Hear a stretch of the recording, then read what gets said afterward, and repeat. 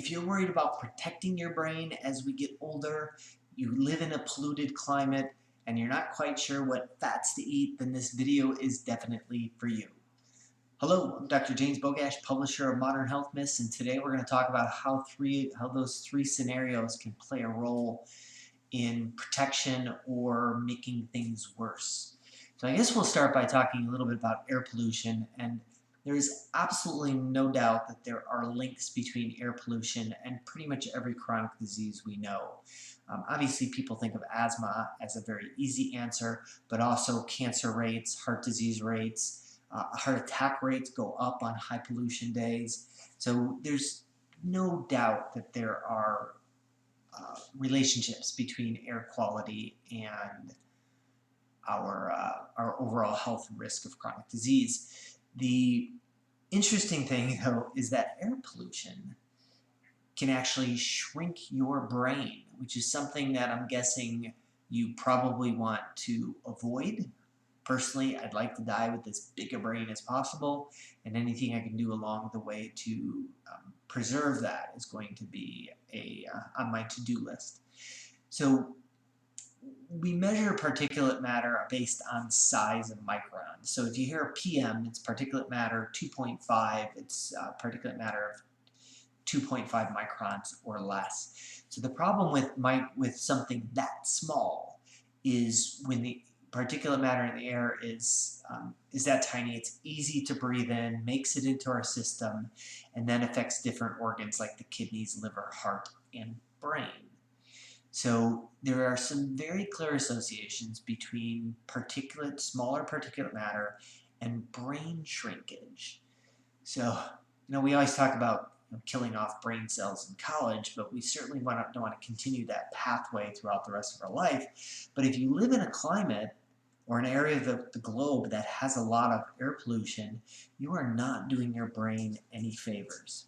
So a couple things to consider is that we know that fish oil, so healthier fats, omega-3 fatty acids, can actually protect our brain from shrinking as we get older. So what would happen with somebody who had high levels of pollution and low levels of omega-3 fatty acids in their bloodstream? And it turns out, based on this particular study, that's a very bad combination. If you can't move, can't get out of the area that has a lot of pollution, there are certainly things like keeping the air cleaner in your room. Simple HEPA filter can help dramatically, or increasing your intake of healthy fats. As it turns out in this study, that actually protect your brain from shrinking in people that lived in a higher pollution area. This may have to do with something as simple as blood flow. We know that cognitive decline and dementia are strongly related to the amount of blood flow that the brain has. So anything that will affect blood flow to the brain will lead to shrinkage and death of brain cells. And fish oils are well known to help preserve the health of our blood vessels. So it may be something that's that simple. It may be a matter of lowering inflammation. Regardless of the mechanism, it is a very clear protective effect when air pollution is present. One thing I do want to talk about is quality of fish oils. That it's one of those scenarios where you get what you pay for. We know that a couple of years ago there were several areas, I believe it was New York Attorney General actually pulled several natural products off the market in certain stores like GNC and Target because there were issues with quality and label matching, and that had to do with fish oils.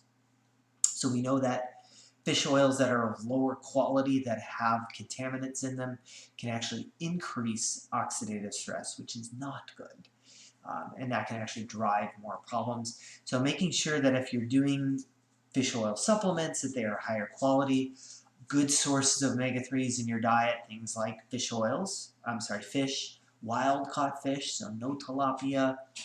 We want to make sure that a good balance between high omega-3 fishes and low mercury fishes, things like salmon, is a good choice, but it has to be wild caught, no farm raised. As well as if you're going to do something like tuna, make sure it's a younger tuna. So buy the chunk light, not the albacore. The albacore is an older tuna and it's had more time to accumulate heavy metals. So nuts are also high in healthier fats, certain omega-3s, polyunsaturated fats. But there are lots of ways to get these healthier fats into your diet and protect your brain. If we're looking at a supplement standpoint, dosage becomes important, and I generally recommend starting at 1,000 milligrams per day. I've talked about fish oils in other videos that I have, making sure that you're doing the math on those and that you're taking 1,000 milligrams of omega-3s, not 300 milligrams of omega-3s and 700 milligrams of glycerin. So make sure you label shop. Depending upon where you're at, generally, I take 2,000 milligrams of omega-3s per day, and that's probably a better dose. As you start getting into more pre-diabetic, more issues, higher doses, this can be even more powerful. So as always, I will post a link to this particular study in the comment section, and make sure you like this video, share it with somebody who you think needs the information, and subscribe to the channel.